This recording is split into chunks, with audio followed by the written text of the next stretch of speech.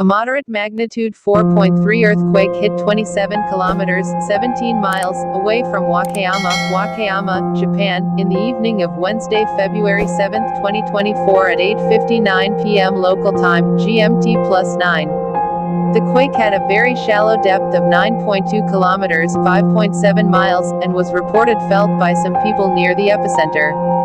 The amount of shaking that occurs on the surface due to an earthquake is called the intensity. It is commonly measured on the so-called Modified Mercalli Intensity Scale, MMI, ranging from 1, not felt, to 10, extreme shaking, and given in Roman numerals as I2, XX, and often displayed with color codes ranging from light blue to dark red. Please subscribe and share our channel. Thanks guys.